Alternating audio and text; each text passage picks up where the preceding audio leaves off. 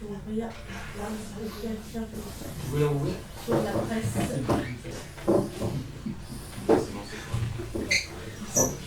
Donc, pour le conseil municipal du 29 septembre 2025, il est 19h02. Nous avons des pouvoirs. Éric Le Chélier donne pouvoir à Nicolas Lange, Isabelle Mézé donne pouvoir à Catherine Gatté, Mathieu Pichon donne pouvoir à Thierry Lecoq. Nomination du secrétaire de séance. Je vous propose ce soir Madame Lucie Clément comme secrétaire de séance. Qui est contre? Qui s'abstient? Je vous remercie.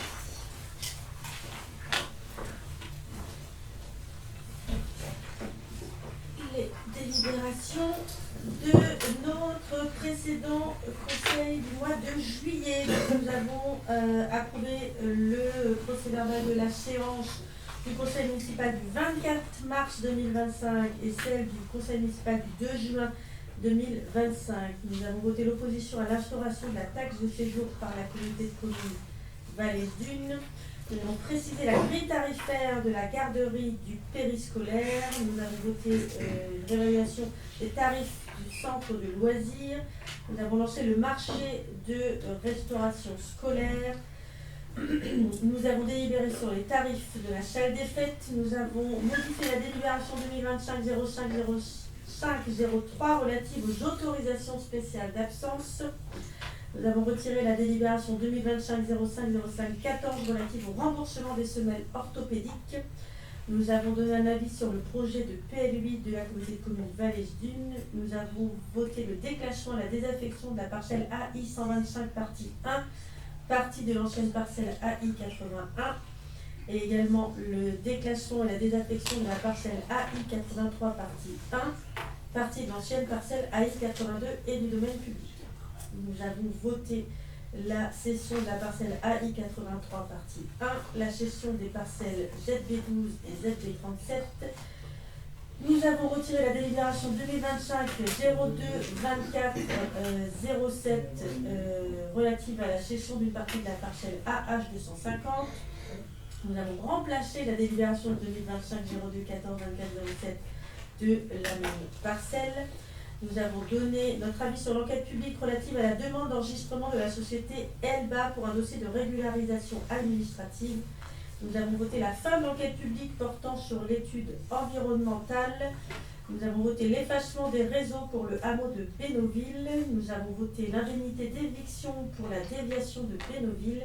Nous avons fait les tarifs pour la régie culturelle.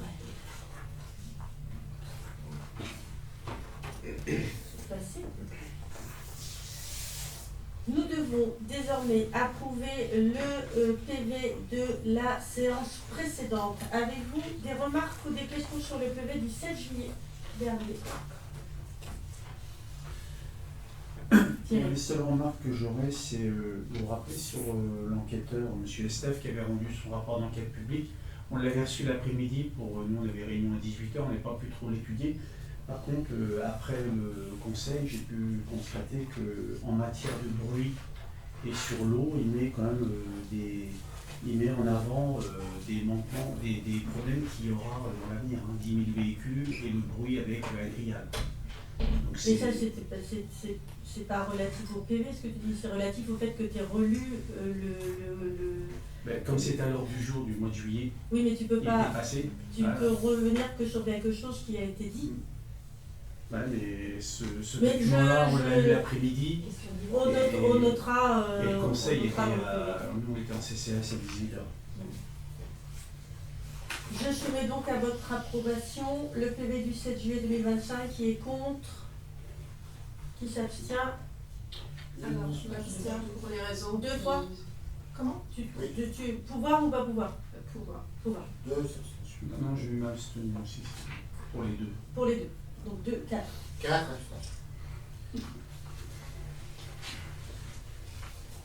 Merci. Catherine, je me permets de te relancer sur le PV du mois d'avril. J'ai redonné une réponse à Hugues. Et puis d'autre part, sur le PV du 7 juillet, il y a des choses qui ont été retranscrites qui ne sont pas ce que j'ai dit. Donc voilà. Donc en fait, on va essayer de revoir, de retrouver un moyen de mettre en forme les débats en fonction de... Moi, j'ai été au contrôle de légalité il y a quelques semaines où on m'a parlé du PV. Je me suis dédouanée de ce PV en disant à la préfecture que maintenant ils devaient vous contacter directement Ce qui si est vous avez noté des dans le problèmes PV sur, du 7 juillet. sur ce PV. Non, mais là, je vois que tu parles du PV que tu dois rédiger depuis Oui, avril. non mais c'est déjà noté dans le PV du 7 juillet. Oui, C'est pour ça. mais sur le fait qu'il ne soit pas rédigé. Mais il ne s'est pas rédigé, j'ai expliqué pourquoi déjà le 7 juillet. Donc j'ai déjà expliqué, je ne vais pas revenir tout le temps. Non, mais on ne n'en revient pas. C'est pas de la mauvaise foi non plus, comme on essaye de le faire valoir, mais je veux dire, je ne peux pas travailler sur des documents si je ne peux pas les transférer d'un écran à un autre ou je ne sais quoi. Je vais donc débuter l'ordre du jour administration générale. Le premier point, la réorganisation des services de police municipale. Je laisse la parole à Madame Talu.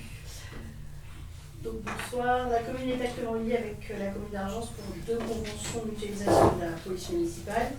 L'une directement avec la commune et la seconde tripartite avec Argence et les services de l'État. Dans ce cas, la gestion administrative et RH de ce service est assurée par la commune d'Argence. Après plusieurs années de fonctionnement, la commune de Moultes souhaite désormais développer une action de proximité adaptée aux besoins spécifiques de ses habitants. Actuellement, on est sur du 60% Argence, 40% Moultes. Cette évolution s'inscrit dans une volonté de mettre en place de nouvelles missions tournées vers la prévention et l'éducation citoyenne, la sécurisation des déplacements doux et des abords des écoles, le renforcement de la présence de proximité en termes de sécurité routière, le renforcement de la présence de proximité dans les quartiers et lors des manifestations locales, et le développement d'actions partenariales avec les associations, les écoles et les services de prévention. Il ne s'agit donc pas d'un désengagement de la convention pluricommunale, mais au contraire d'une réorganisation destinée à renforcer le service rendu aux habitants. Conformément aux stipulations de la convention pluricommunale, la commune doit notifier son souhait avec un préavis de 6 mois.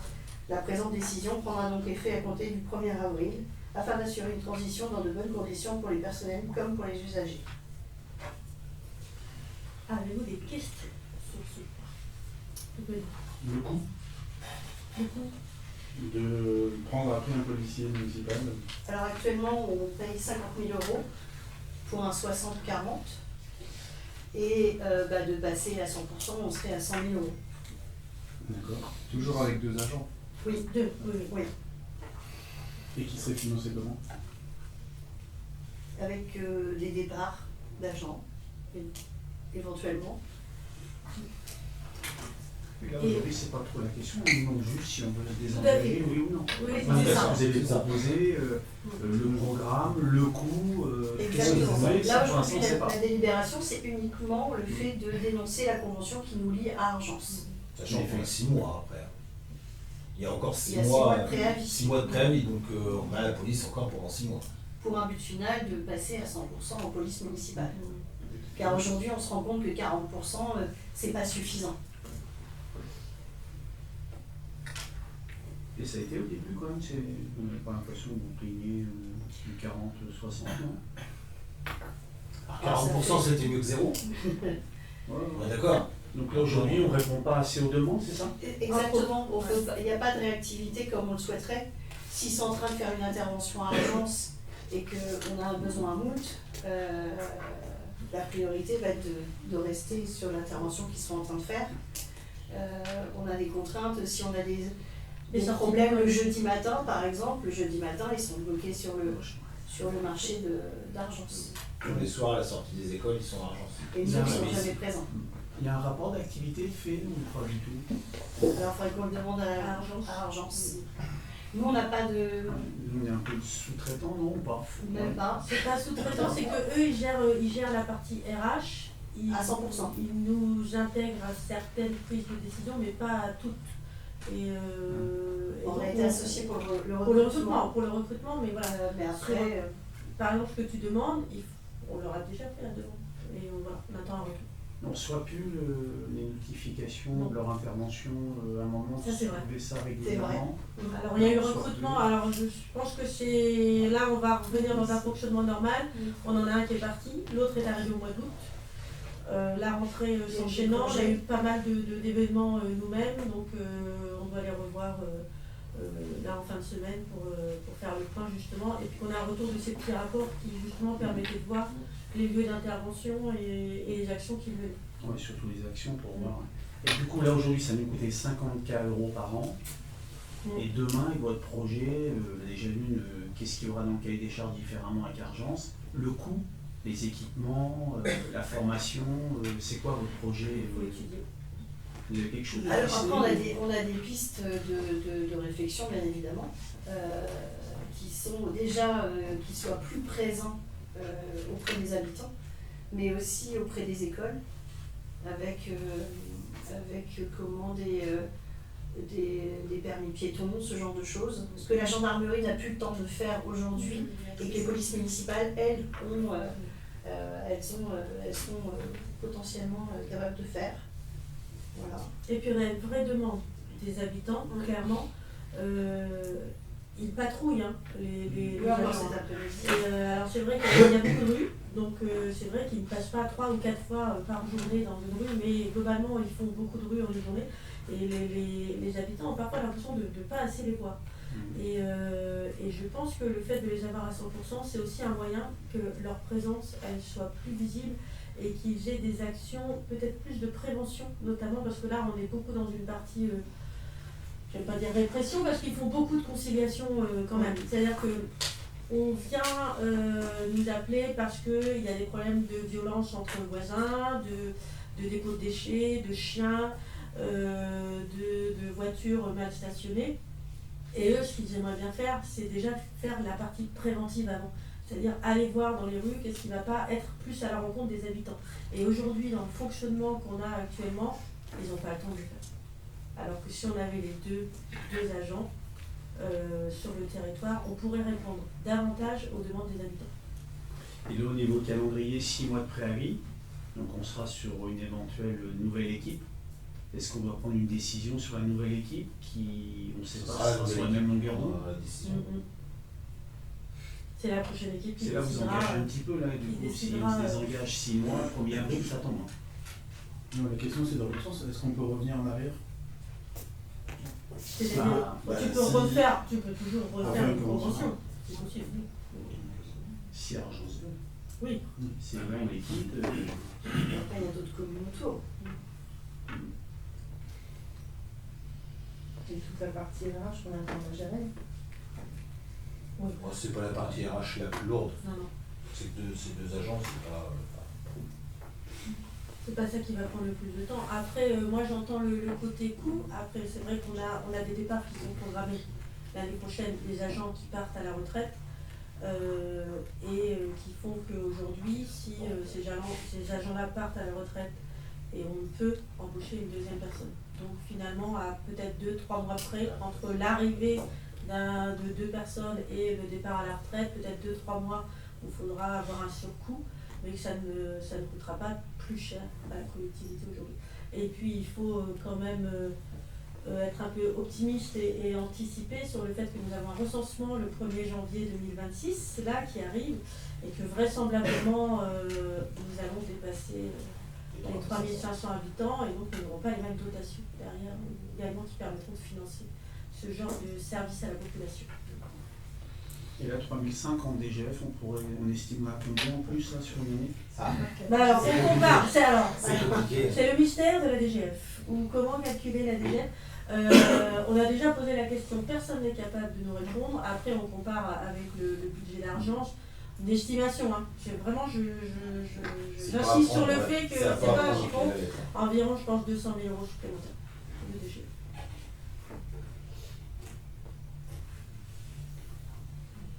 Après, vous dites qu'il n'y a pas trop de traitement RH, il doit combien y en avoir? Il faut bien donner suite à leur rapport. Des fois, ça peut aller plus loin quand même, un signalement de quelqu'un qui agresse. Mais ça, c'est On le fait déjà, du RH. On le fait déjà, ça. Et tout leur rapport à eux. Alors, une police municipale gère Et qu'est-ce qui remonte plus de haut? A à Z. C'est-à-dire que si Il y a une compétence. c'est eux qui font le rapport, c'est eux qui l'envoient en gendarmerie et au tribunal si ça doit partir au parquet. Enfin voilà, c'est quand même ils sont assermentés, donc toutes les procédures, c'est eux qui les suivent. Il n'y a pas de service proprement qui intervient avec la police municipale. C'est vraiment un service à part. Hein. En temps, ça prenait combien de temps sur un temps plein la mairie d'Argent sur ce domaine-là? Ça, on aimerait bien le savoir. Ça, on ne sait pas. On ne sait pas. Mais au niveau service existant de la mairie, à part 2 agents, 1 ou 2 agents de plus à traiter en RH, c'est tout. Ça a l'air de plus. Et du coup, vous avez discuté avec eux, je pense, avant de prendre cette décision. Du coup, ils prennent mal, non? C'est du coup, ça fait. Ça, je ne communiquerai pas sur on va parler alors, ça, la RH et les discussions qu'on a avec les agents sur ce sujet. Ça reste de la commission administration générale personnelle, mais je ne peux pas mettre les agents en porte-à-faux là-dessus. Non, mais sans parler des agents, le maire. Ah, on n'a pas. Aujourd'hui, Vous la rencontré quand même avant une décision comme ça? Et non, il n'y a pas de rencontre Super. sur la gouvernance de Pour la mairie. l'instant, ça n'est pas prévu. Et puis pourquoi rendre des comptes, puisque c'est une demande des habitants d'avoir un service supplémentaire, pourquoi tu serais obligé de rendre des comptes? C'est pas rendre des comptes, c'est déjà leur dire pourquoi nous on veut s'en aller. Et si on s'en va pas, qu'est-ce qu'on veut? Je sais pas, on dit mais ça. en fait, on a une vraie problématique. Aujourd'hui, ils restent en duo pour leur sécurité, ce qui est incompréhensible, et qu'aujourd'hui ils ne peuvent pas être à 3 endroits, 3 écoles à la fois. Ça, c'est mathématique. Donc aujourd'hui, la seule solution pour pallier à ça, c'est qu'on ait du personnel à temps plein sur la commune. Et puis, pour faire une réponse sur même, quand on a créé la police, on a dit pluricommunale, je vais dire intercommunale, mais pluricommunale, on était avec Daniel, le projet originel, c'était pas ça, le projet originel.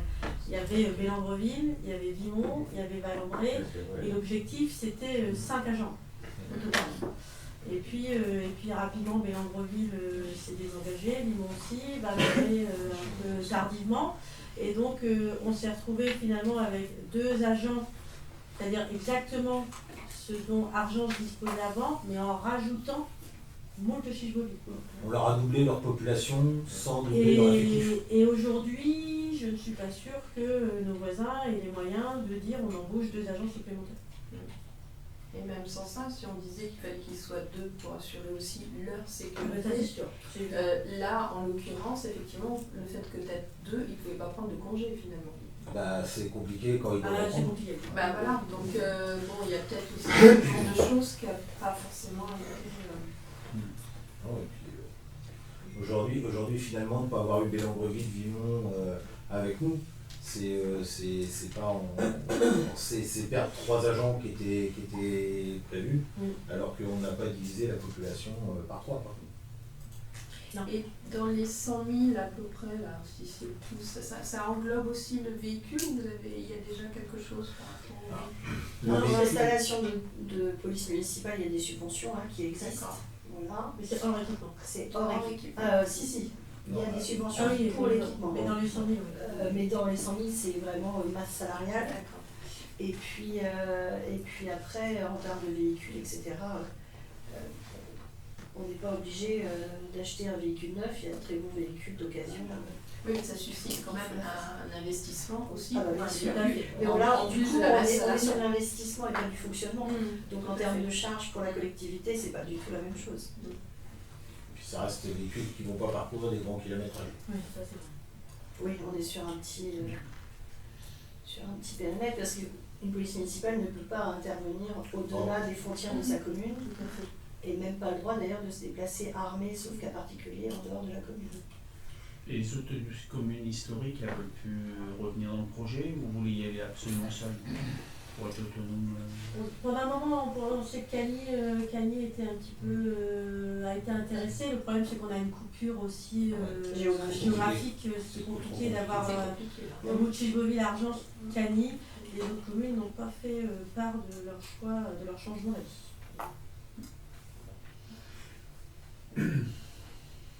Puis honnêtement, il y a de quoi les occuper à 100%. Il y a du salon du polar en dessous. Pas du tout. soumets donc à votre vote la réorganisation des services de police municipale. Qui est contre? Qui s'abstient? Je vous remercie. Le point suivant concerne le personnel et la création de postes. Dans le cadre du fonctionnement des services communaux, il est nécessaire de renforcer l'équipe des agents techniques afin d'assurer l'entretien des locaux.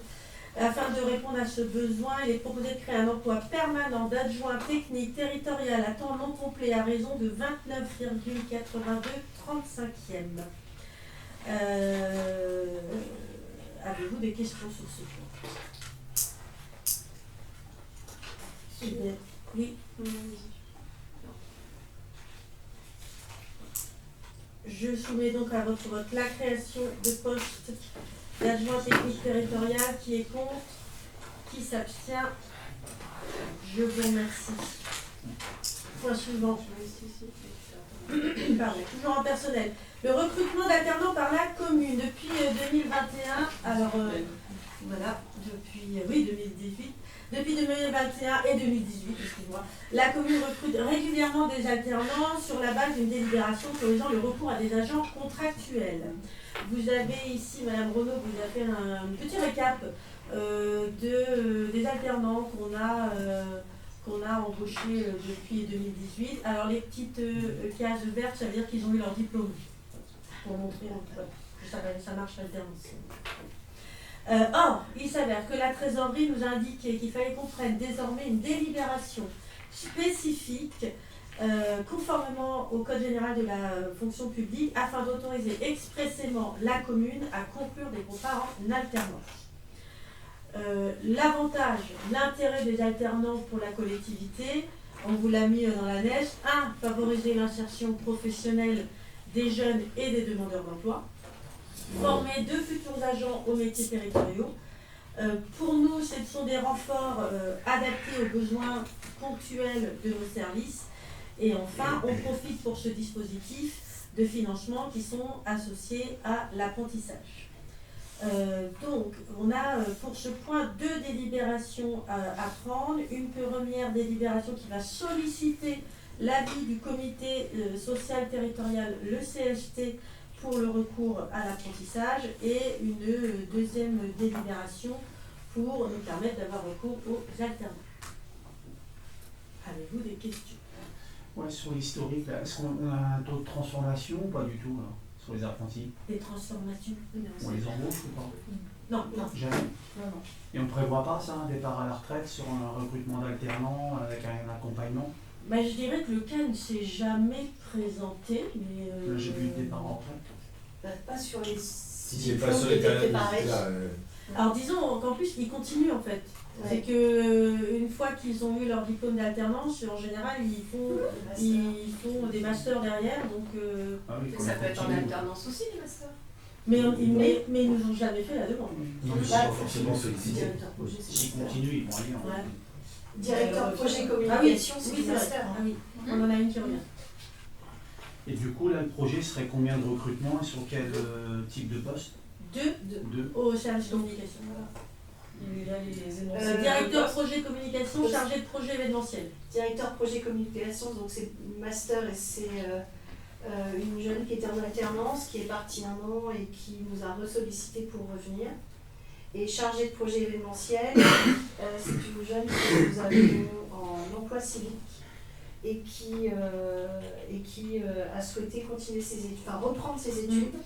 Et donc il nous a demandé pour faire une alternance en chargé de projet événementiel. Là, c'est quoi, un an là? Oui. Les deux.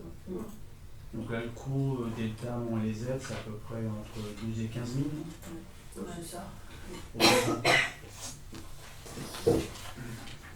Et pourquoi se limiter à 2? Il n'y en a pas besoin dans d'autres services Ça pourrait. Les gens Service n'ont pas de technique, demande. Ouais, là, on a En général, c'est des des demandes. demandes. On est sur des demandes qui nous arrivent. Clairement, si on devait avoir un alternant au service technique, oui, on pourrait poser la question. Parce qu'on peut aussi, si on a déjà eu cet espace vert et l'autre, on pourrait justement solliciter en disant que on est ouvert.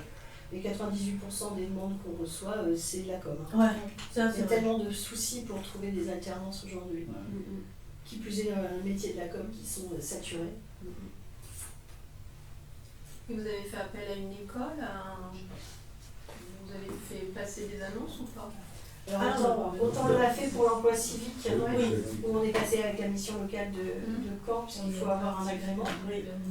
Mais là, non, c'est des CV. Spontané en fait. Oui. En fait, on n'a pas besoin de Candidature demander. spontanée. C'est vraiment, D'accord. on a des demandes. Et ils travaillent avec la même école, ces deux Non. alternants? Non. D'accord. Non, parce qu'il y en a une, c'est à Rouen, et l'autre, c'est à Caen.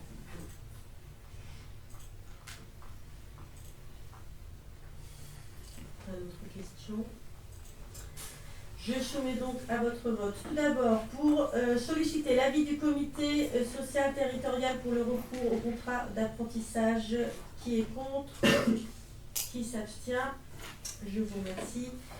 Et que les recrutements soient effectués selon les besoins de la collectivité nous permettent de recruter les alternants. Qui est contre?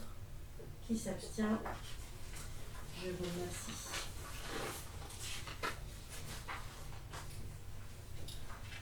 Le point suivant, nous passons à la voirie. Choix de l'entreprise pour la réhabilitation de la rue Pierre-Saint-Gall.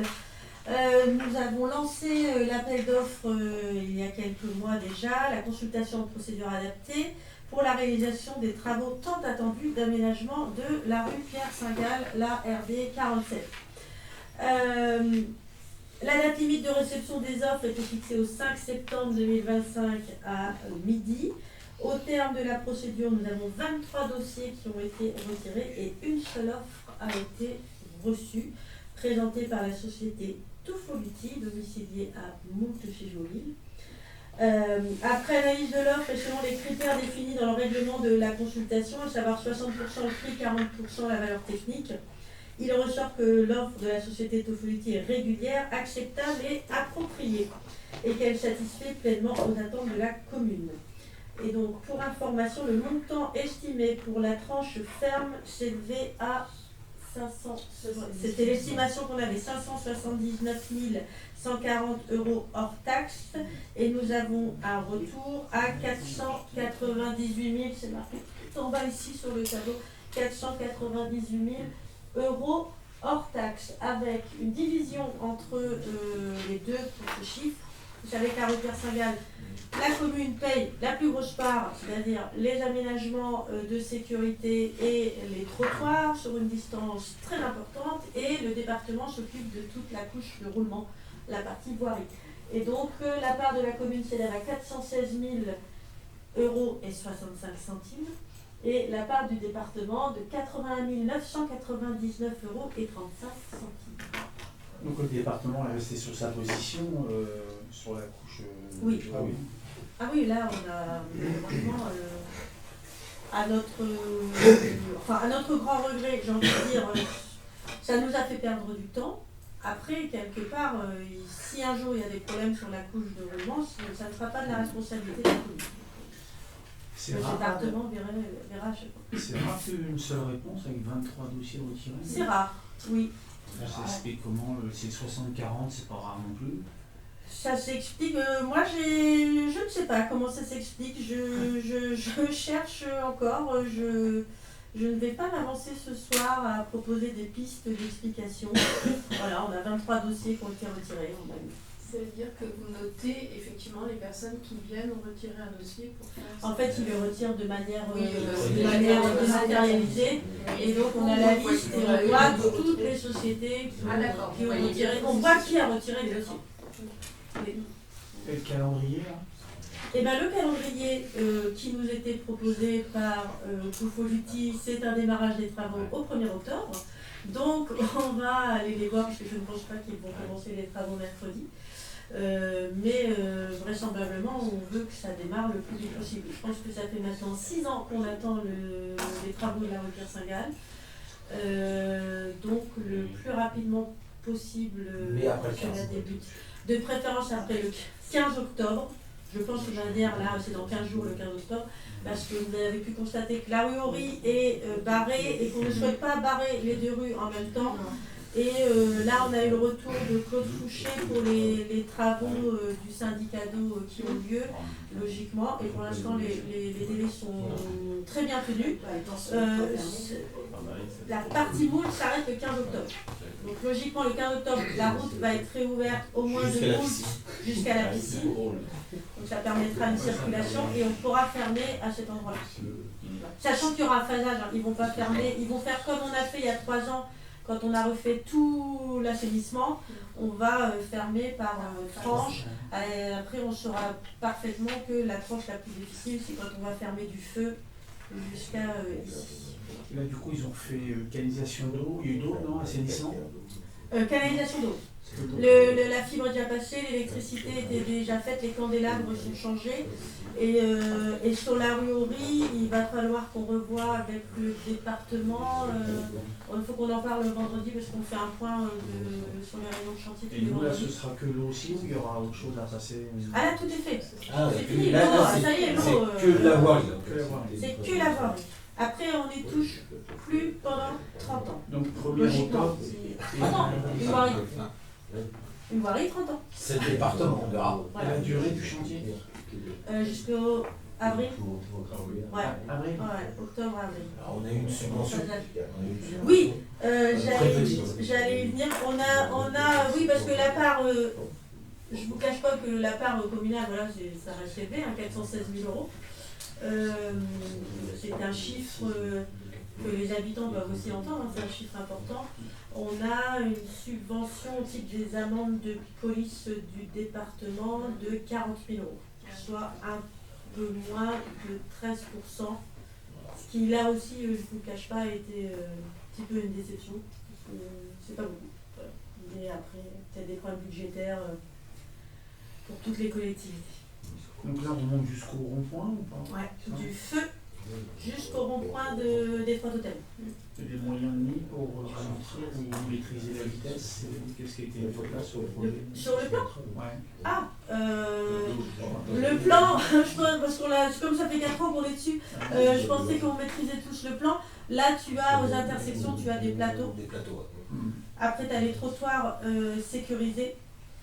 On garde les priorités à droite et on a un léger réaménagement du carrefour avec la rue du Chaos, les acacias marronniers, avec un déplacement de l'arrêt de bus et une sécurisation de l'arrêt de bus qui se trouve de l'autre côté, plutôt Claude Bully, rue de la Paix. Voilà.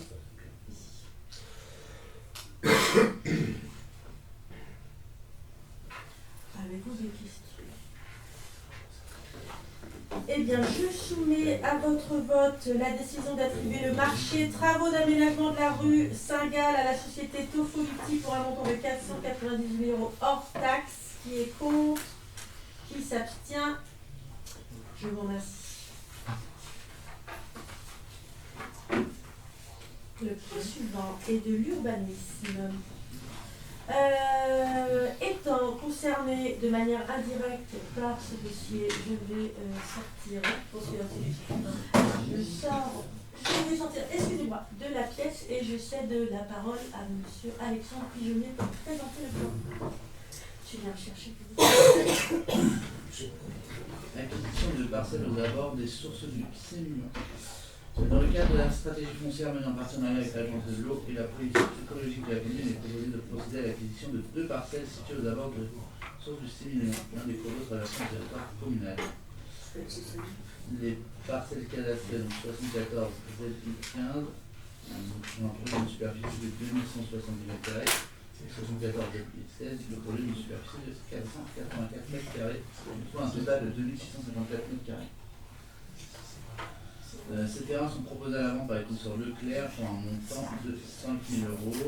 On va faire une demande de subvention auprès de l'Agence de l'eau qui a déjà donné son accord de principe.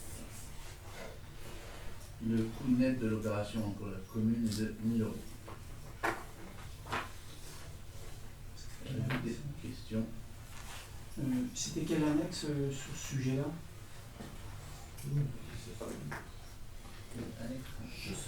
Les documents qui étaient. Donc c'était celle-ci, c'était sur les parcelles aux abords du Sémillon. Deux parcelles. Il y a la Il y a la 16, il y a la 15 et la 16. et la 16. La 15 et la 16. Ah oui, on est d'accord.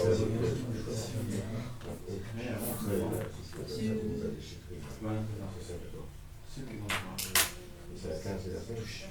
Oui. C'est sur des ils sont dans le virage, des côtés. C'est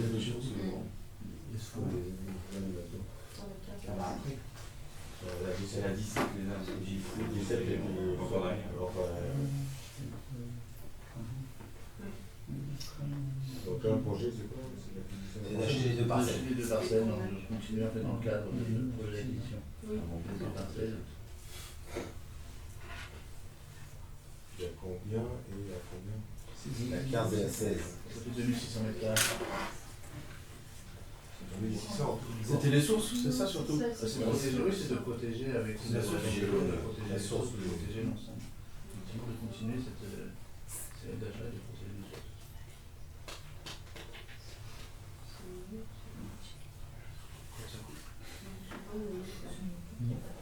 Parce que c'est Pas de question, on va passer au vote. Je m'excuse. Sur l'ordre du jour, c'était quel point Le premier point d'urbanisme. Acquisition des parcelles aux abords du Sémillon.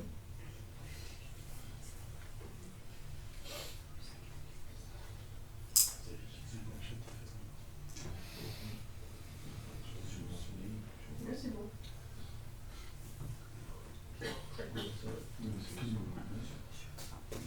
Qui s'abstient? Qui est contre? Je vous remercie.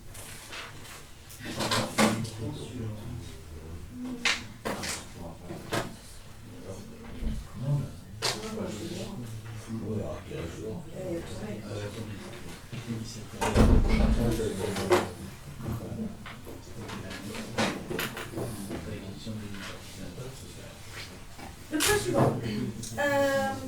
Dans le cadre de notre politique d'acquisition foncière traditionnelle, désormais pour la préservation du marais Natura 2000, il est proposé que la commune procède à l'acquisition de plusieurs parcelles appartenant à la succession Poignant, situées à la fois sur les communes de Chigeauville et de Bélangreville. Les parcelles concernées, donc AE 68, C1, C2, C3, C237, pour une superficie totale de 56 863 mètres carrés et un montant global de 67 150 €. Une demande de subvention, comme on le fait d'habitude, pourra être déposée, on le fera juste après d'ailleurs, auprès de l'agence de l'eau qui a déjà donné un accord de principe. Et le coût net de l'opération pour la commune est de 13 430 €. L'objectif de l'acquisition, on est dans la protection écologique et la gestion durable et de renforcer la cohérence foncière. Pour appuyer ce dossier, j'étais mardi matin en réunion avec le service départementaux et le conservatoire des espaces naturels. Et donc on a parlé de ce projet qu'on avait d'acquérir. Et donc le conservatoire serait ravi que l'on fasse l'acquisition de ces parcelles, notamment les plus grandes, parce qu'on a sur le marais la colonisation d'une espèce invasive qui s'appelle la jussie, que vous connaissez peut-être. Alors c'est une belle petite fleur jaune, mais qui détruit l'ensemble des milieux. Et le foyer de départ de la jussie est sur ces grandes parcelles. Et malheureusement, la situation faisait qu'il était impossible pour le conservatoire d'intervenir, et l'acquisition de ces parcelles permettrait enfin d'éradiquer définitivement peut-être la dernière espèce invasive que nous avons dans le marais. Avez-vous des questions?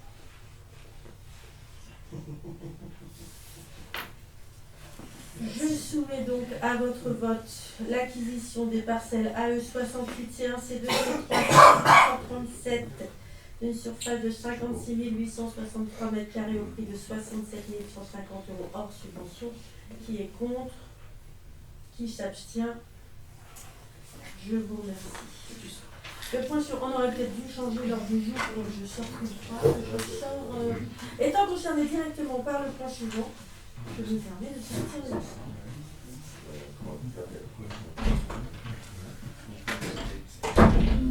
Une proposition de vente de parcelle, la parcelle AC36.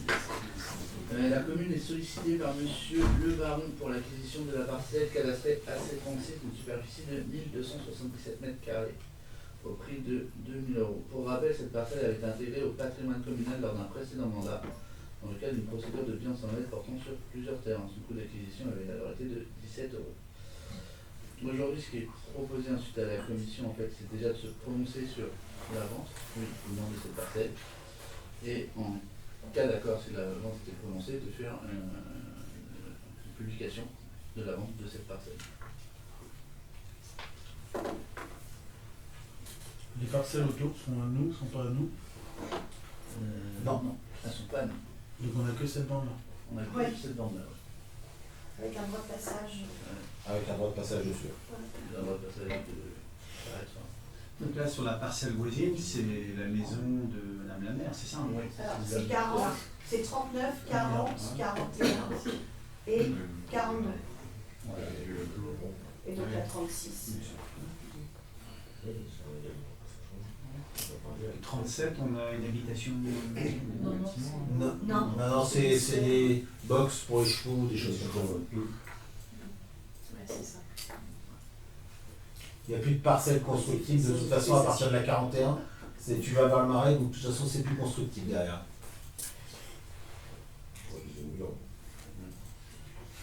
Donc là, aujourd'hui, ce terrain-là, il est comment là? Il est bien entretenu Qu'est-ce qui se passe dessus en ce moment? Oui, Non, je suis d'entretien, mais il n'y a rien. Il est moyennement entretenu. Moyennement entretenu. Qu'est-ce qui motive ce projet-là en fait? Qu'est-ce qui motive ce projet-là par rapport à ça? Par rapport aux autres bandes qui ne sont pas à la 34, 35, 37 Bah, c'est une demande qu'on a reçue, Oui, c'est une une demande sollicitation qu'on a reçue. Après, il s'avère que cette parcelle, on n'en fait rien. Voilà. Parce qu'elle est mal, enfin, tout va bien, elle est enclavée, elle est. Et c'est la sollicitation, c'est que je sais pas, c'est que c'est quelqu'un qui connaît le coin par cœur.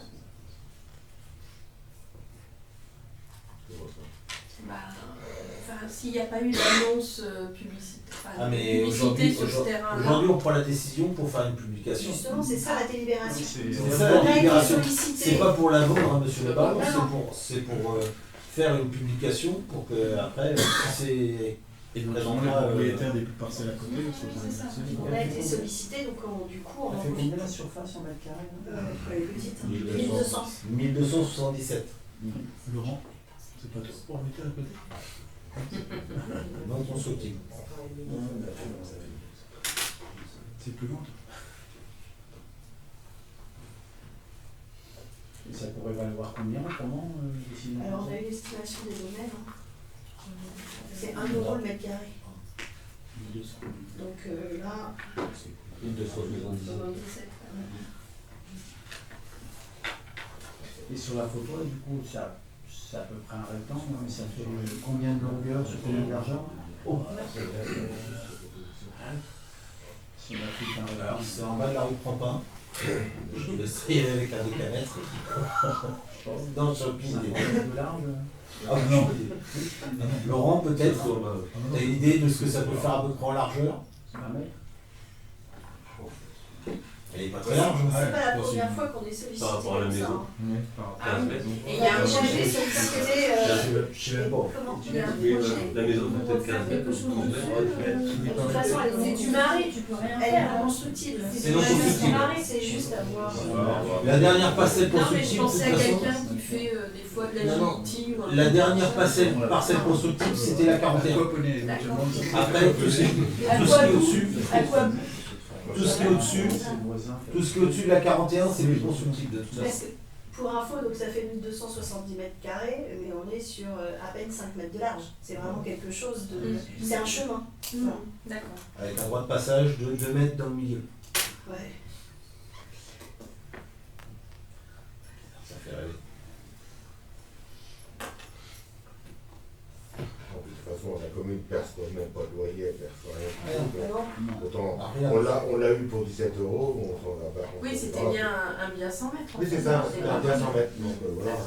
Et donc, Pour l'instant, on ne demande pas de faire l'entrée. Et Ils ne sont pas Natura 2000 là. Et s'il y a les autres propriétaires en 34, 35, 37, ils peuvent aussi demander. Ah bah, c'est pour ça qu'on veut faire une évaluation.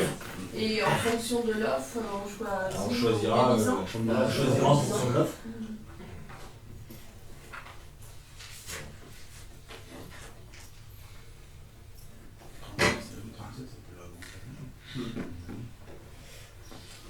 D'autres questions? On va soumettre.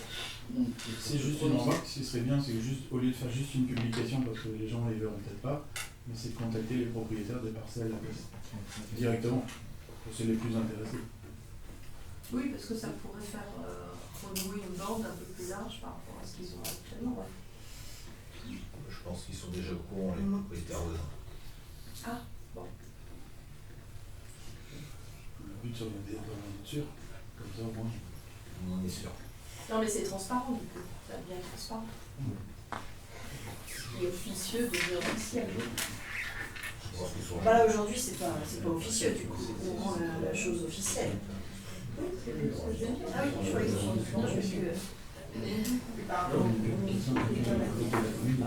Déjà dans un premier temps, est-ce qu'on est d'accord pour se mettre avant? Dans un deuxième temps, est-ce qu'on est la publication?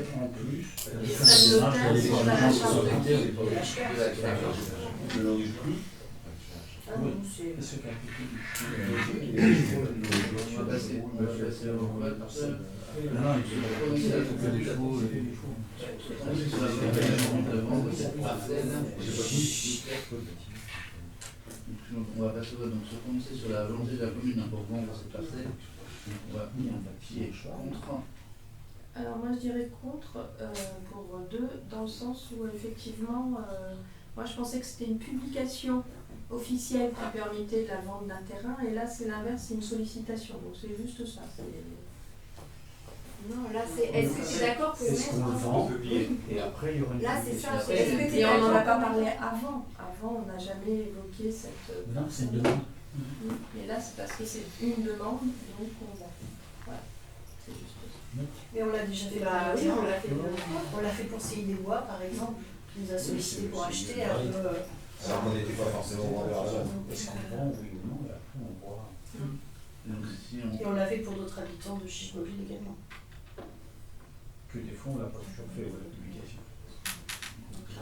Là c'est moins. Et qui s'abstient? Alors moi je vais voter contre comme Catherine.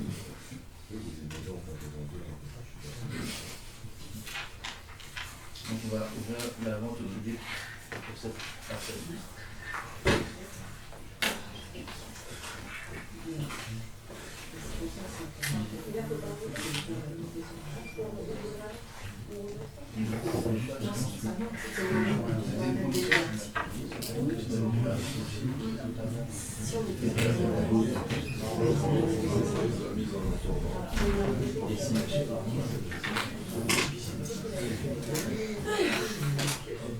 Le point suivant.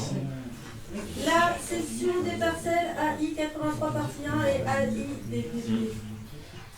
Une précédente délibération a été adoptée concernant la cession d'une parcelle communale destinée au déplacement de la pharmacie. La parcelle initialement prévue devait représenter une superficie de 1000 m².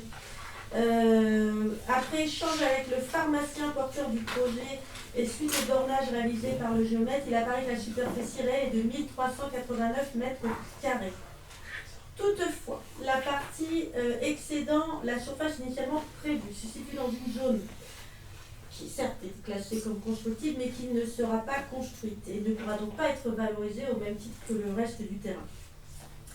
Compte tenu de cette contrainte et du coût global du projet, nous avons reçu le potentiel acquéreur du terrain qui nous a fait part d'une nouvelle offre budgétaire, à savoir 100 000 € pour l'ensemble de la parcelle créée qui fera 1389 m². Il est rappelé que la vente sera conclue sous conditions suspensives d'obtention du permis de construire du porteur du projet également. Et il s'agit donc de la pharmacie. Nous avons ici un dossier où nous souhaitons absolument conserver notre pharmacie sur Moult chez Beauville. Voilà pourquoi moi je vous propose ce soir de retirer les délibérations précédentes qu'on a prises et de voir le prix. On était parti sur un prix à 100 € le mètre carré, mais de garder un prix fixe à 100 000 € pour l'ensemble de la parcelle. Quelle est la différence? Et ben tu fais 389,60 et voilà, 38 900 €.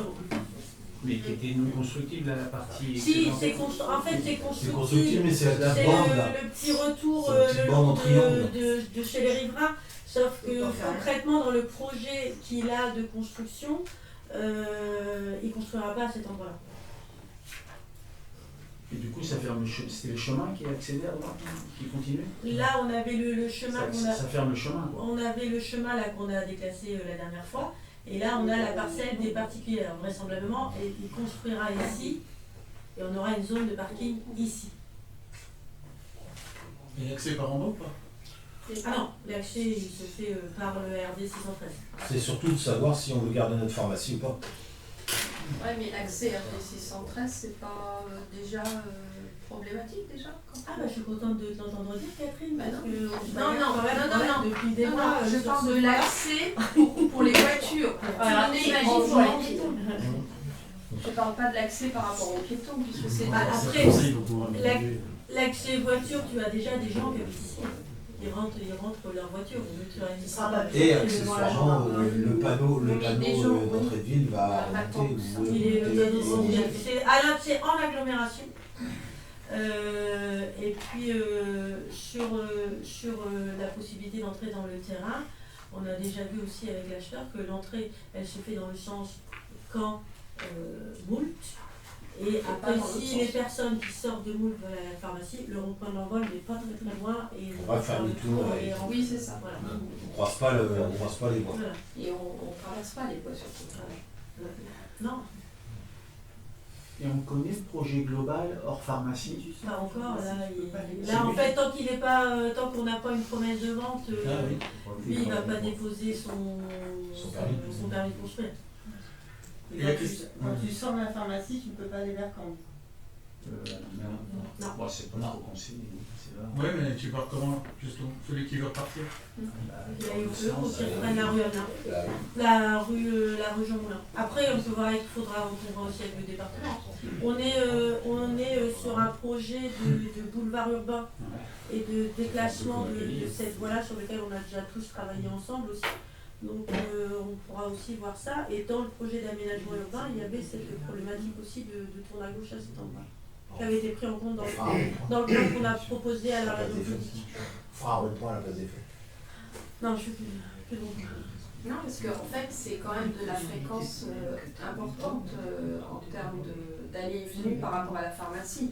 Mais comme Et qui plus est, ça traîne encore c'est pour la la commune autour.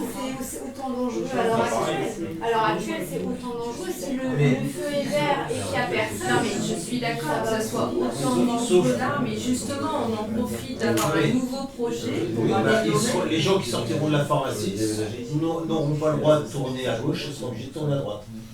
Après, quand on a fait la réunion publique sur la sécurisation, où on a proposé les esquisses, on a vu les esquisses, cette problématique-là de sortie, on la retrouve pour tous les riverains qui habitent route de Paris. En fait, ils habitent en haut de la côte de Moult ou à l'entrée ici. Voilà, ils ont une problématique, et ben, quand ils sortent de chez eux, il y a des fois ils ne peuvent pas aller par là, ni à l'autre. Ils ont des contraintes de... Moi, je suis obligée d'aller à Lisieux, faire demi-tour.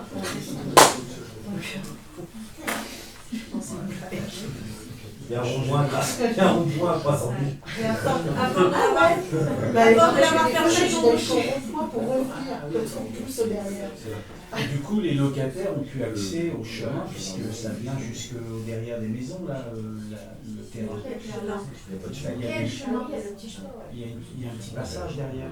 Là, il y a le passage là. Là, ça appartient à une autre gars. Après, on est chez nous, là. C'est ça, on a fermé l'accès local. Tu peux rentrer sur le parking de la pharmacie. Lui, ce qu'il veut, il veut aussi avoir une ouverture pour pouvoir dire, les gens, plutôt que de faire le tour, ils arrivent directement à la pharmacie aussi par cet endroit-là. À pied. Ouais, ça c'est bien. Ça permet tous les gens dans tout le monde.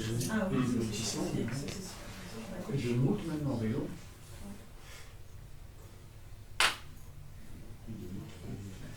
Il y aura un accès possible, oui, c'est sûr, là, il y aura un accès. Oui. Alors c'est son projet, c'est son projet.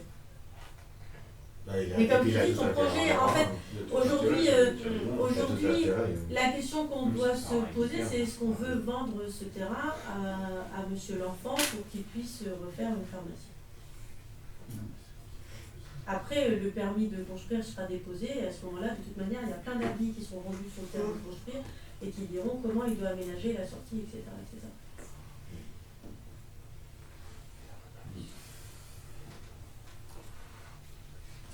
Non, c'est important de garder la pharmacie. Donc. Pardon? C'est important de garder la pharmacie. C'est clair, je pense que... Après, la muraille. Je dirais pas vital, mais pas bon. Je vous propose donc tout d'abord de retirer les délibérations 2025-07-07-12 et 2025-07-07-13. Qui est contre? Qui s'abstient? Je vous remercie. D'adopter une nouvelle délibération désaffectant et déclassant les parcelles AI 83P1 et AI DPP. Qui est contre? Qui s'abstient? Je vous remercie. D'adopter une nouvelle délibération actant la vente des parcelles AI 83P1 et AI 83 DPP pour une superficie totale de 1389 m² au prix de 100 000 €. Qui est contre? Qui s'abstient? Je vous remercie.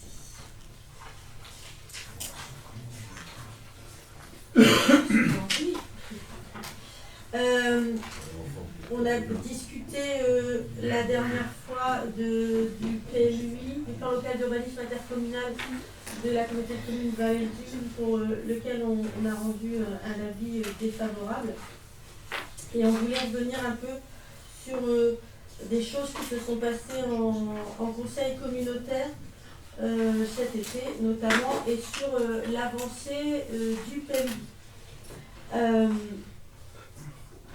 Lors du conseil communautaire, pas celui-là mais l'avant-dernier, le président de la communauté de communes a abordé en toute fin de séance, après l'ordre du jour et en dernière question diverse, un point qui était présenté comme une question diverse d'importance qui concerne directement la commune de Montclichy-Beauvais.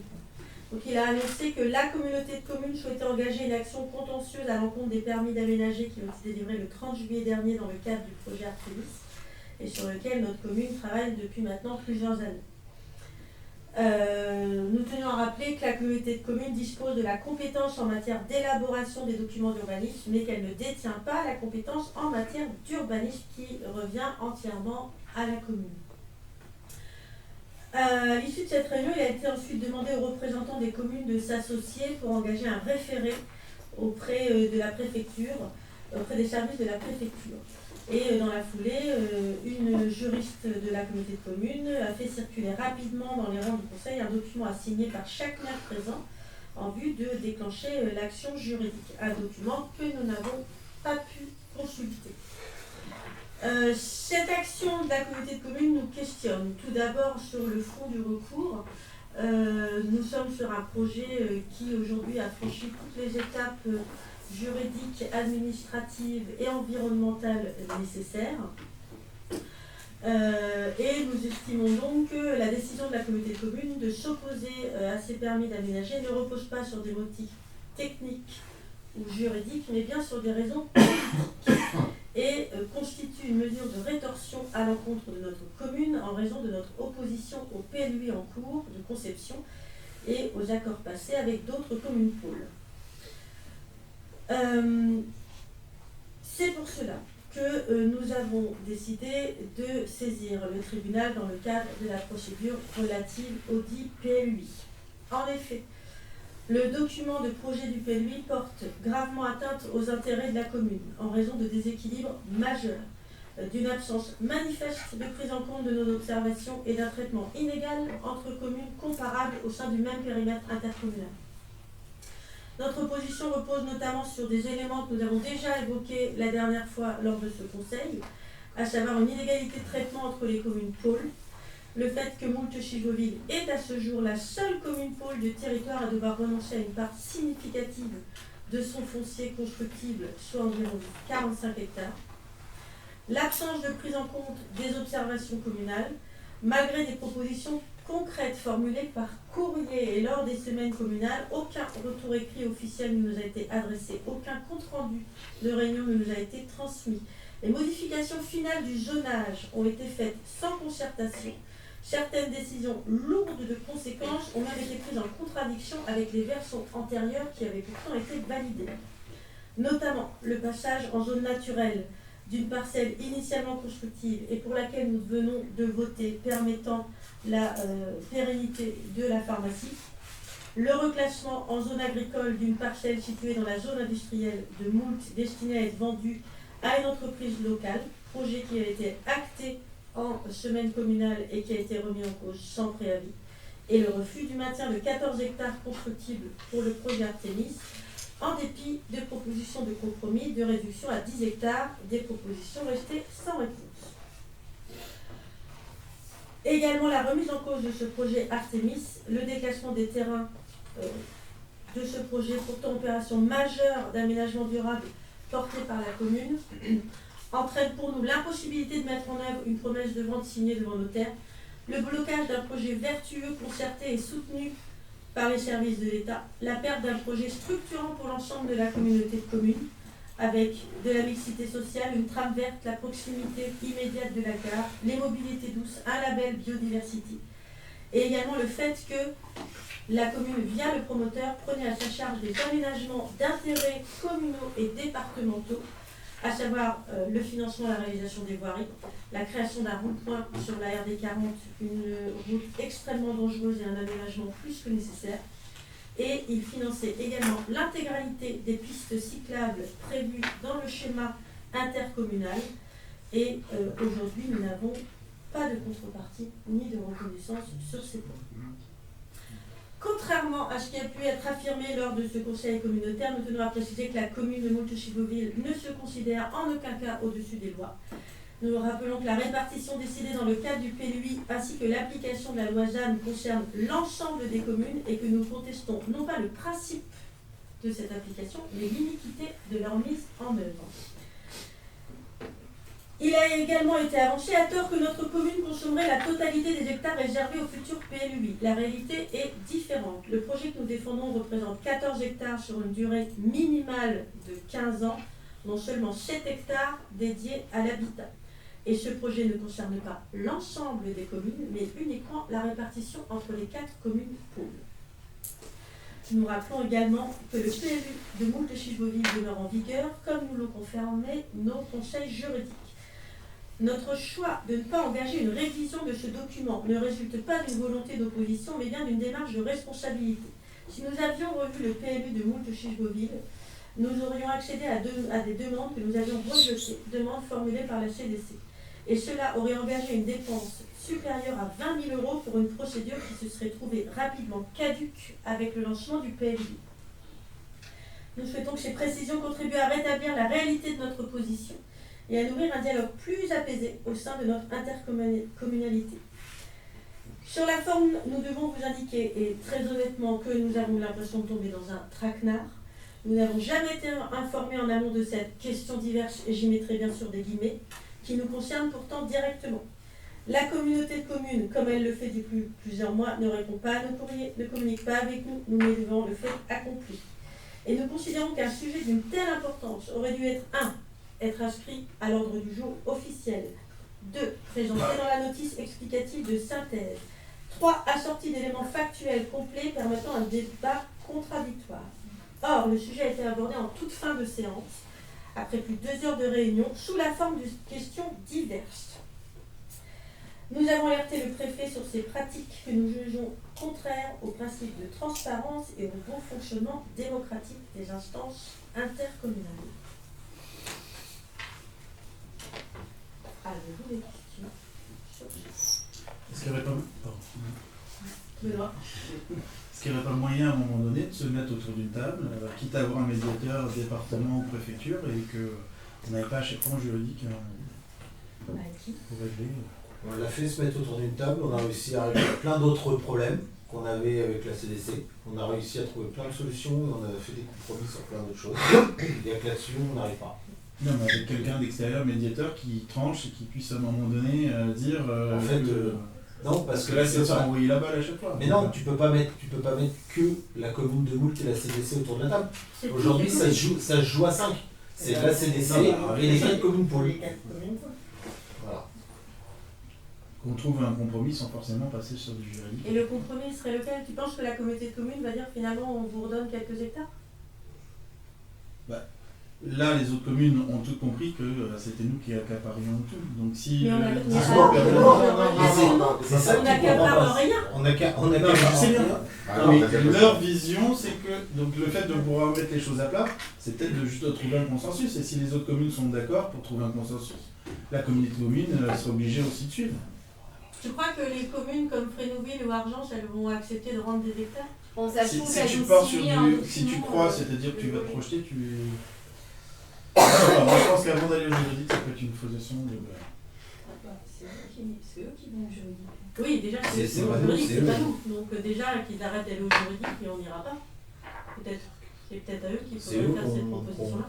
qu'on entamé une procédure en disant on va se faire signer les communes et puis voilà. Mm. D'ailleurs, entamer des discussions avec des communes qui ont toutes, pour les 3 autres communes pôles, signé le document demandé par la CDC, ça commence mal dans les négociations. Si tu prends à En fonction négocier, des informations qu'elles ont eues, donc si les informations sont faussées...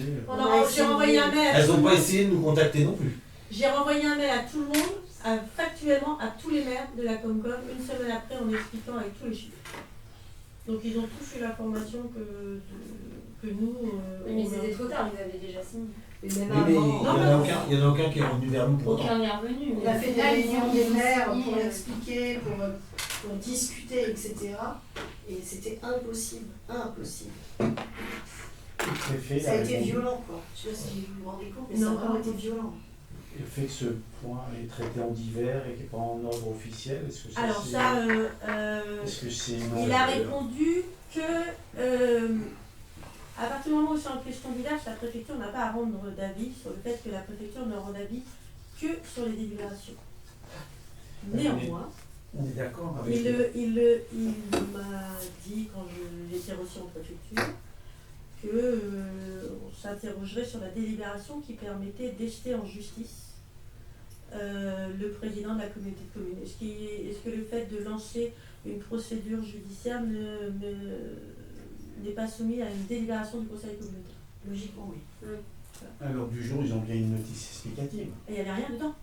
Oui, mais il y en a une. Ah oui, pas on a une normal. notice. Il y en a oui, eu, on a mais une comme notice. c'était pas un point à l'ordre du jour. Donc justement, quand il y a un point, la note explicative doit donner déjà à l'élu qui vient en Exactement. réunion pour pouvoir se positionner et rendre déjà un avis. Comme nous, des fois, on n'est pas assez complet, et c'est ça la règle.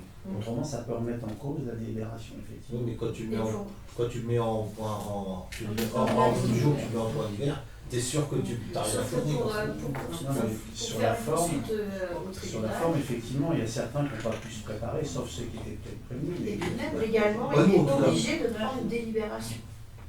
Oui, prendre une délibération Il est sur une obligé de question prendre une diverse, ça délibération autorisant le conseil communautaire l'autorise à aller en procédure contre la commune de Moult. Sauf si on l'a acté comme nous on a déjà fait pour Coralie, c'est-à-dire le fait d'avoir autorisé en préalable toute action. Oui, c'est pour ça qu'il faut regarder la délibération de base. Après, l'opposition au PLUI, elle a été transmise notamment aux services départementaux parce qu'on avait des points d'achoppement qui concernaient le département aussi, notamment sur la Dolomède, les sorties, etc., etc. Il y a des choses où le département est consulté, la région doit être Il y consultée a aussi. aussi un problème d'eau entre aussi la Dolomède plus Artémis. C'est ça. D'ailleurs, je ne sais pas ce qu'on a de nouvelles du problème justement dans le PLUI concernant Pas encore. le PLUI, il y a quand même un problème aujourd'hui Avec l'agence de l'eau. avec l'agence de l'eau. On en saura plus au prochain conseil communautaire. Et le promoteur qui a acheté alors, sa situation aujourd'hui par rapport à sa capacité On attend. et sa stabilité là. Bah, on attend. Il est patient. Oui, patient. C'est qu'il y a des délais administratifs. Et qu'il a payé une étude environnementale. Il a acheté de la Et la phase 1 était en 2026. Ouais, plus tard. Elle était démarrée, quoi. Oui. Après, je reviens sur le projet Artemis. Le point d'achoppement qu'on a sur le PLUI, c'est pas forcément le projet en lui-même, parce que le projet, même le promoteur a dit qu'il pouvait être phasé et qu'on pouvait retirer les PA. C'est pas un problème de PA, c'est un problème de zonage, uniquement. Aujourd'hui, la Comcom aurait fait un zonage en disant vous pouvez construire sur 3 phases sur 15 ou 20 ans, il n'y avait pas de problème. Le seul souci aujourd'hui, c'est que les hectares ils sont mis en zone agricole et ils ne repasseront jamais en constructif. Sans concertation. Et c'est qui décidait ça? C'est l'élaboration du PLUI. C'est les conseillers communautaires. C'est les conseils communautaires. C'est les conseils communautaires qui décident. C'est le bureau du conseil communautaire. C'est le bureau. Parce que vous y avez conseillé Il est voté en conseil. Le bureau, il présente, le conseil le vote. Peut-être que le bureau donne un avis, mais il est voté en bureau, il est voté par tous les membres. Ah oui, il est voté. Mais l'élaboration. L'élaboration, c'est ça, je parle de l'élaboration. L'élaboration, c'est le bureau. Et oui, et donc les conseils on arrive là. Il y avait des membres présents au conseil ce jour-là de chez nous. On y était tous presque. Mathieu n'était pas là, je crois. Mathieu n'était pas là et Daniel n'était pas là. Daniel n'était pas là. Christelle était là. Et Alexandra n'était pas là non plus. On était quatre. Il y avait, ouais, on était 4.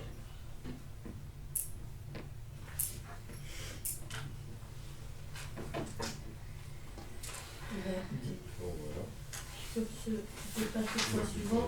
La cession des parcelles ZB12 et ZB37. Lors de la précédente séance, les membres du conseil municipal avaient fait la vente à la CDC des 2 parcelles dites de la ressourcerie au prix de 9 € le mètre carré. Le conseil communautaire a finalement voté contre cette acquisition. Donc les parcelles sont disponibles à la vente. On reprendra contact avec l'acheteur initial qu'on avait mis en stand-by pour savoir s'il est toujours acquéreur, et donc on vous demande de reprendre la délibération qui vendait à la communauté de communes les parcelles au prix de 9 € le mètre carré. Avez-vous des questions sur ce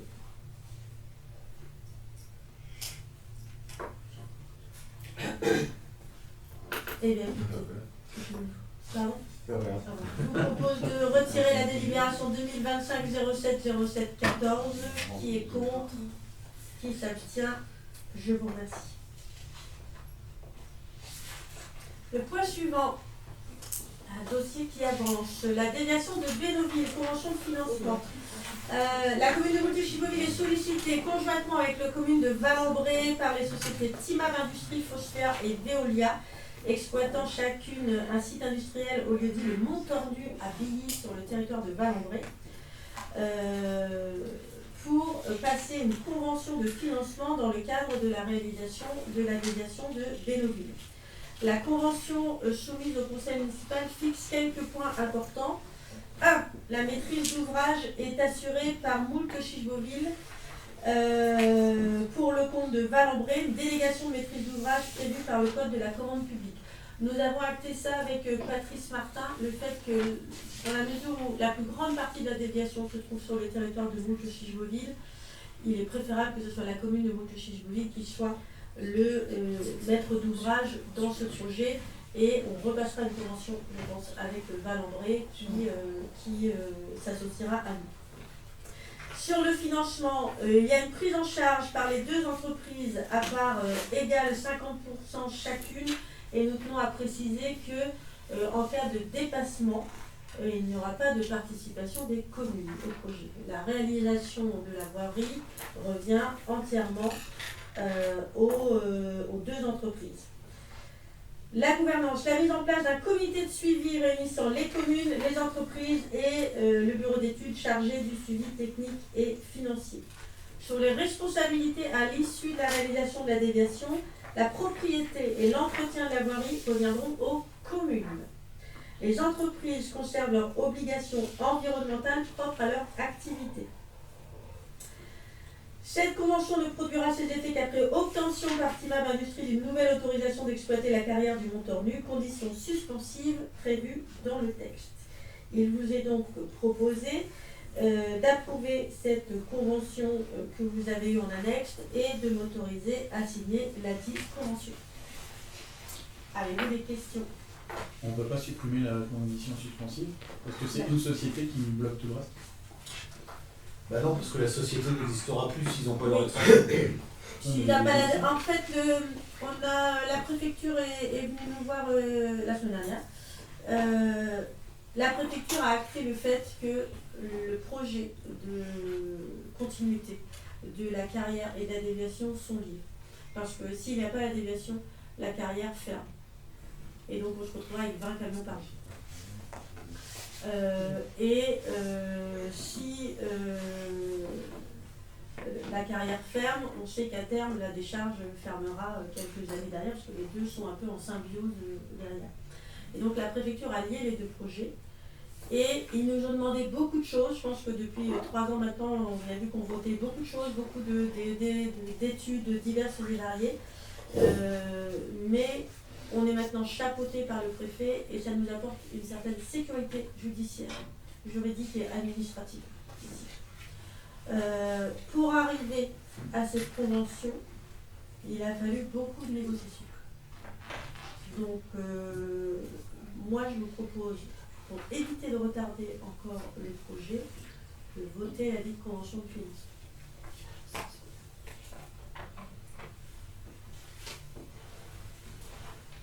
Je soumets donc à votre vote la convention de financement pour la déviation de Bénouville. Qui est contre? Qui s'abstient? Je vous remercie. Le point suivant, cession et échange de parcelles communales et départementales. Nous arrivons au terme d'un dossier débuté il y a maintenant 5 ans avec le département. Dans le cadre de ces opérations routières, le département acquiert régulièrement des terrains qui sont situés sur l'emprise ou à proximité immédiate de projets. À l'issue des travaux, certaines parcelles deviennent sans utilité pour le département, coûteuses pour lui à entretenir, et elles peuvent donc faire l'objet d'une cession. Tel est le cas ici pour plusieurs emprises foncières qui sont situées sur le territoire de Moult-Chilgoville, issues notamment du dévoiement de la route départementale 80 réalisée dans les années 1990. La commune a donc sollicité leur acquisition auprès du département afin de mettre en œuvre différents projets d'aménagement. Tout d'abord, il y a la protection de la ressource en eau. Dans le cadre de notre stratégie foncière passée avant que l'agence de l'eau, nous avons souhaité acquérir une parcelle boisée le long de la RD 80, aujourd'hui classée dans le domaine privé départemental. Également pour la gestion de la voirie communale. La commune se porte acquéreuse de 2 emprises relevant actuellement du domaine public départemental. L'une intégrée à la voirie communale, l'autre constituant un chemin assurant la continuité sécurisée entre la RD 80 et un chemin rural communal.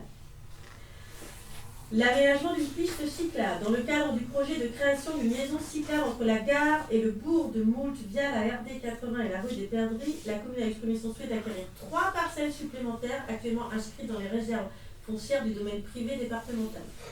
L'ensemble des parcelles et emprises concernées, ainsi que les modalités d'acquisition, sont précisées comme suit.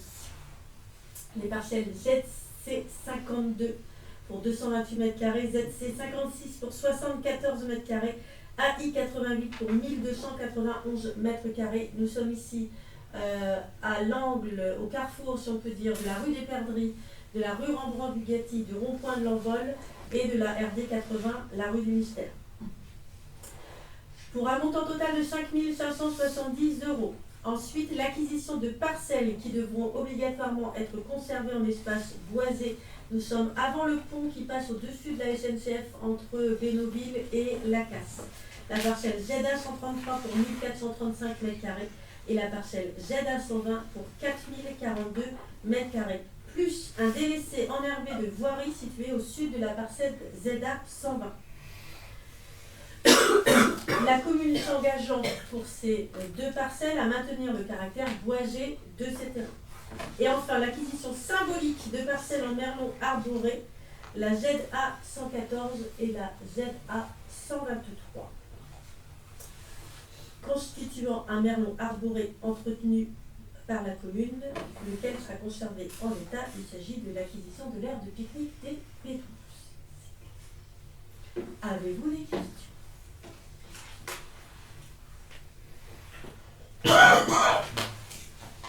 Eh bien écoutez, je soumets à votre vote cette session échange de parcelles communales départementales. Qui est contre? Qui s'abstient? Je vous remercie.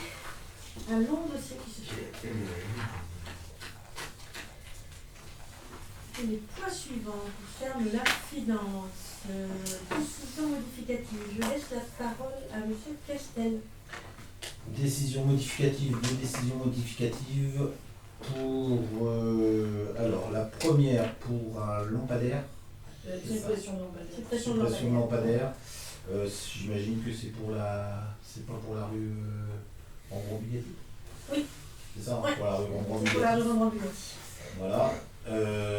Pour 1700 €. Des frais d'études pour la déviation de Bénouville. Tout à fait. Voilà. Pour 8 000 € et forcément pour équilibrer tout ça, une décision modificative qu'on pioche dans travaux variés. Avez-vous des questions sur cette DM? Je soumets à votre vote. Qui est contre?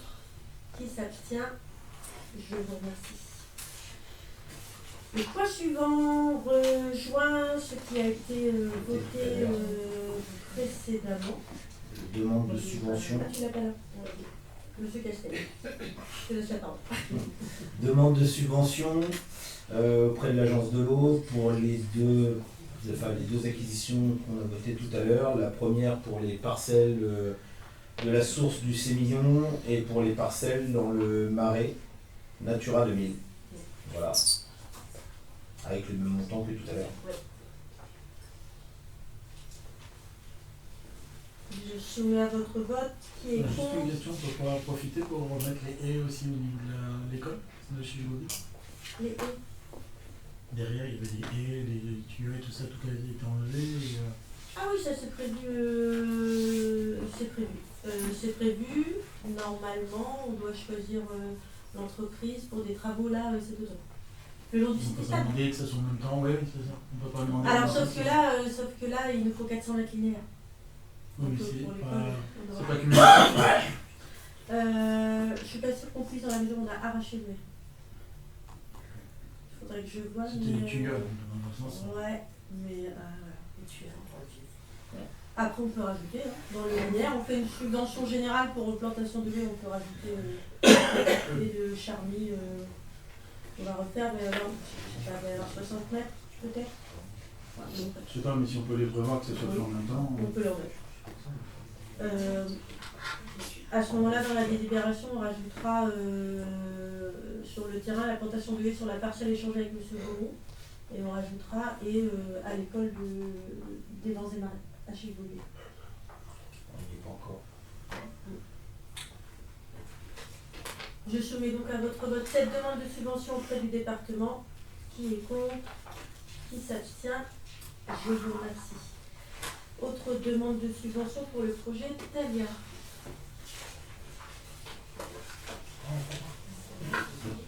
Demande de subvention pour le projet Talia. Donc le projet Talia, c'est le cœur de bourg de Chicheville.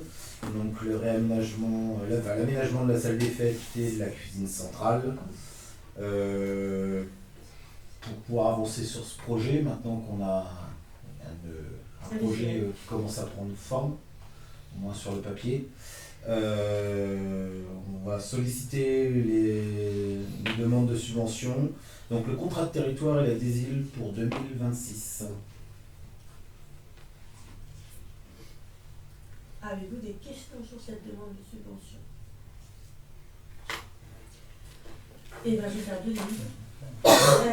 La première pour la subvention au titre du contrat de territoire. Qui est contre? Qui s'abstient? Je vous remercie. La deuxième demande de subvention au titre de la dotation de solidarité 2026. Qui est contre? Qui s'abstient? Je vous remercie. Le point suivant, je laisse la parole à Madame Palu. Alors, donc, la commune a engagé un projet de réfection du cours de tennis extérieur. Donc, on va remplacer le gazon synthétique. Dans ce cadre, vous pouvez bénéficier via la Fédération française de tennis d'une subvention, sauf que la demande devait émaner du club de tennis. Donc c'est ce qu'ils ont fait et une subvention de 5 500 € a été attribuée pour la réfection du gazon synthétique. Et donc c'est le club qui reçoit la subvention et donc nous devons délibérer et passer une convention avec le club pour qu'il puisse nous reverser cette somme. Voilà. C'est combien les montants des travaux? 35 000. 35 000. Ouais.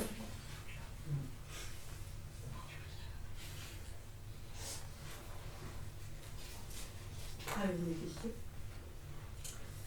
Je soumets donc à votre vote cette convention avec le TCMM.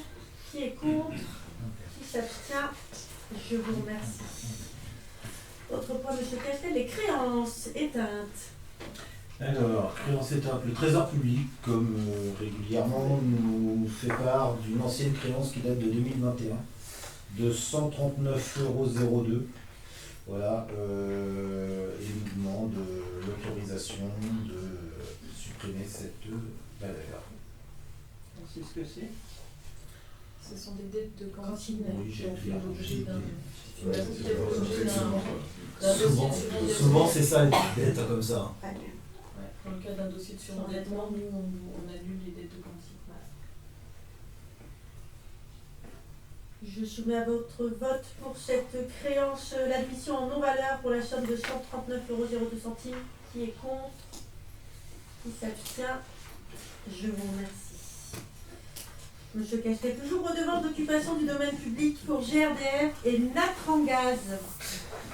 Donc, redevance d'occupation de domaine public, nous avons des conduites de gaz sur la commune concernant ces deux entreprises.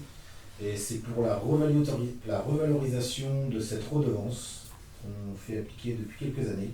Où on devient riche parce qu'au prix du mètre linéaire, forcément, on a, je sais plus, 7 kilos. Non? Ouais, mais c'était, ça nous rapporte pas 600 €? Oui. Voilà. 600 €. On va passer à 600 là. Voilà. C'est pour ça. On n'a pas de petit profit. Voilà, c'est pour nous autoriser à appliquer cette revalorisation. Voilà. Allez, vous les laissez. On peut pas réclamer plus. Mais non, c'est le prix oublié. Donc je soumets à votre vote de fixer le taux de la redevance au plafond légal de 0,035 € par mètre linéaire. Qui est contre? Qui s'abstient? Je vous remercie. Le point suivant, M. Castel. Non, c'est moi qui présente la garde bancaire. Alors, le plafond de garde bancaire, c'est pour moi. Comme vous savez, on dispose déjà depuis 3 ans, ouais, bientôt 3 ans, d'une carte bancaire auprès de la Caisse d'épargne qui nous permet de régler certains achats courants et parfois urgents. La convention en vigueur nous prévoit un plafond annuel de 5 000 €. Et après plusieurs mois d'utilisation, il apparaît que ce moyen de paiement présente énormément d'avantages pour la gestion communale. 1, ça nous simplifie des achats en ligne et des règlements dématérialisés. 2, on ne passe pas par la voie mandat administratif et donc on a une rapidité d'exécution des paiements et donc de la livraison du matériel attendu. 2, on est dans une réduction des coûts.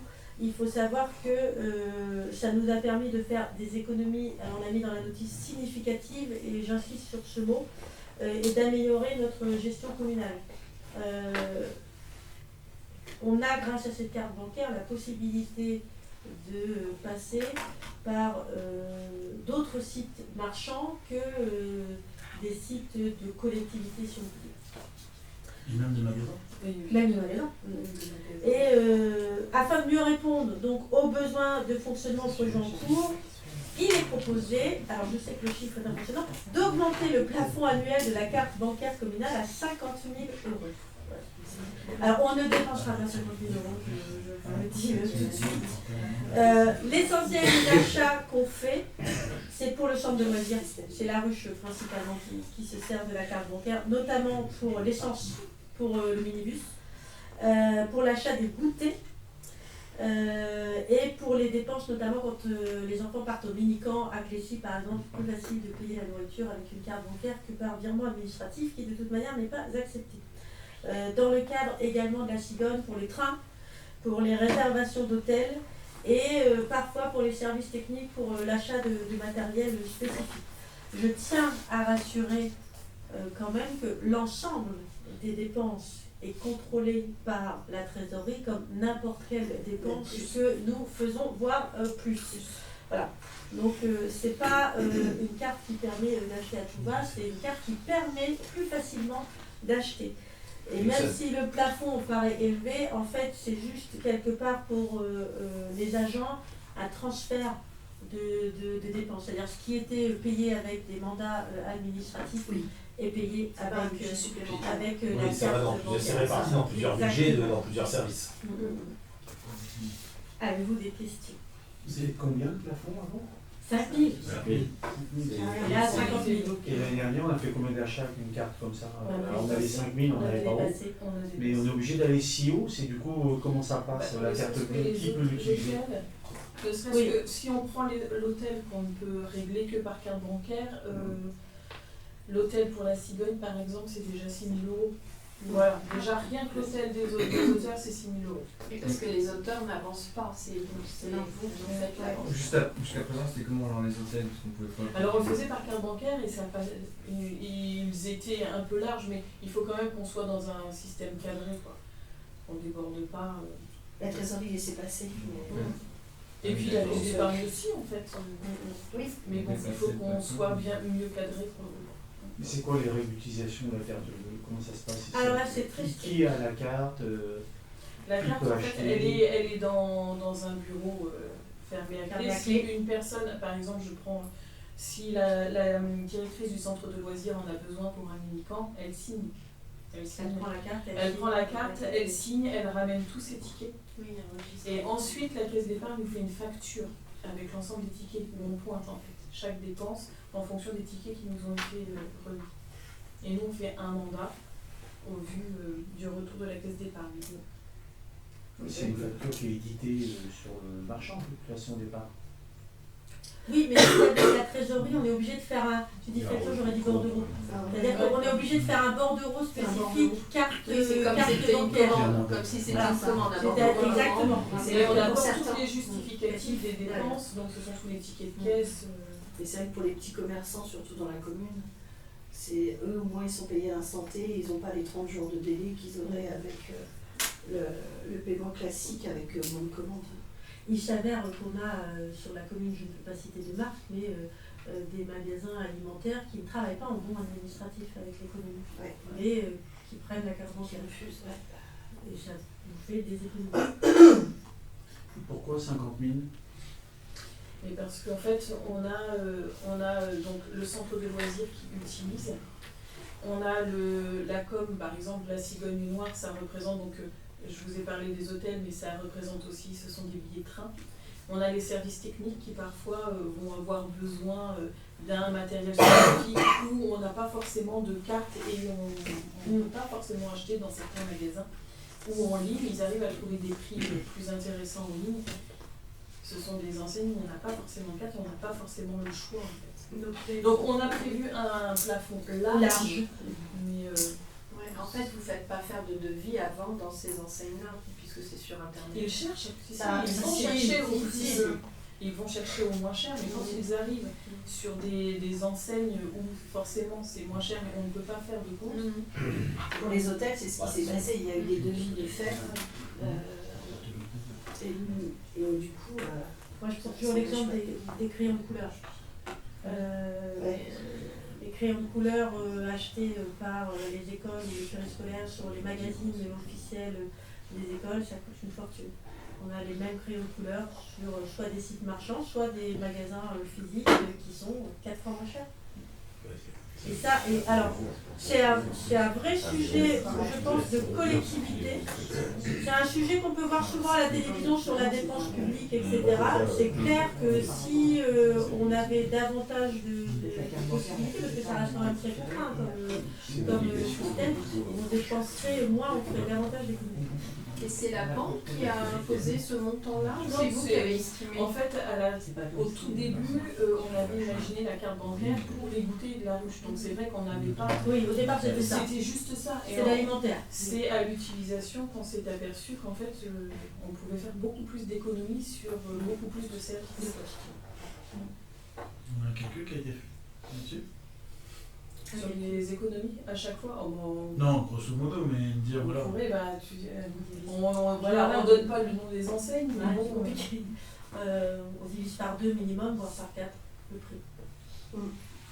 Je vais te prendre un exemple lambda. Une chaise comme ça, tu l'achètes sur un catalogue officiel, elle va être dans les, je vais dire 115, 125 euros. La même chaise, le même fabricant, sur un site marchand, elle sera à 35. Voilà. Et c'est ça pour plein de choses. Ça a permis d'acheter aussi des nouvelles chaises pour salle des fêtes, etc. Oui, ça. Quelle est la règle si l'agent ne ramène pas les tickets ou il y a des tickets qui manquent? Et sur son salaire. on n'a jamais eu de problème. Non, mais si ça arrive. On convoquera l'agent. Ça ne nous a jamais arrivé. Après, c'est une faute, c'est comme n'importe quelle faute qui pourrait être faite par agent, on partirait sur une faute disciplinaire. Mais ça nous est jamais arrivé et ils le savent. Déjà, quand ils emmènent la carte, on sait où ils vont. Déjà avant de partir, on sait où ils vont. Puis accessoirement, on a des comptes ouverts, j'imagine, sur certaines enseignes. Donc s'ils avaient vraiment envie de tricher, ils pourraient déjà le faire aujourd'hui. Non, on a les retours de la caisse d'épargne avec chacune. On sait prouver. Voilà, tout est. La dépense déjà. Imagine, je prends un exemple vraiment fictif. Ils perdent un ticket, de toute manière, on le verra sur On leur demandera en disant ils signent. Donc on sait quel agent avait la carte à tel jour. Tout est signé, tout est. Est-ce qu'il y a la double identification par sécurité? C'est là la carte, elle peut voyager quand même. Donc après on peut supposer... elle peut partir à un moment, mais le soir elle est rentrée. Sauf pour les minicans. Pour les minicans. Je sais que d'ailleurs, la plupart, dans 80% des cas, la carte elle bouge pas de la mairie. Elle ne bouge de la mairie que pour aller acheter des goûters de la ruche. Et aller dans un périmètre d'environ 5 km autour de la commune. Et en fait, je reçois un SMS pour valider les codes. Ah oui, c'est prendre une carte comme ça, après pour aller sur internet faire de l'achat. Parce qu'elle est nominative. C'est-à-dire que c'est marqué mairie de Mouchis-Vauville, mais dessus c'est marqué Laetitia. C'est pour ça que je suis même c'est obligé, une carte bleue, il faut un nom. Donc chaque si la personne veut frauder, il faut qu'elle arrive en Laetitia. Et je tiens à préciser que les élus n'ont pas le droit de se servir. Ouais. C'est uniquement les agents. Bon. Je soumets donc à votre vote cette modification du plafond de la carte bancaire. Qui est contre? Qui s'abstient? Moi je suis contre. 2, 3, 4. Je vous remercie. Le point suivant. Je vais sortir Madame Palu un bout de fauteuil et Donc Mme Coralia Rugo, Mme Mouchis-Vauville propose de faire don à la commune de 6 fauteuils qui actuellement servent pour les parrainages et mariages et de 2 tableaux qui sont disposés dans les locaux de la mairie. Voilà, c'est donc pour enrichir le patrimoine mobilier décoratif communal, de garantir la mise à disposition de ce matériel pour les cérémonies et manifestations organisées par la commune. Donc il vous est proposé d'accepter le don consenti par Madame la maire au profit de la commune et d'autoriser Madame la maire à signer tous les actes afférents à la réalisation de ce don. Voilà, est-ce que vous avez des questions? Ils ont quelle valeur les tableaux? Alors on a un là. Non, c'est aujourd'hui, les affaires qu'on voit, j'ai des des tableaux qui peuvent être multipliés par. C'est vrai qu'on n'a pas la. J'essaie de négocier un chèque en plus du don, mais j'ai pas réussi. Non, mais c'est deux. Ouais, d'avoir un Travailler, don. Non. C'est un truc surtout là pour embellir. Une fois qu'ils sont donnés. Ils sont embellis. C'est juste là pour embellir. Et les fauteuils sont juste là pour que les mariés soient confortablement installés. Voilà. Ils sont pas mal. Ils sont pas mal, ouais. C'est plus simple. Est-ce que vous avez d'autres questions? Non. Donc je vais vous proposer de passer au vote. Qui est contre? Qui s'abstient? Je vous remercie. Et donc,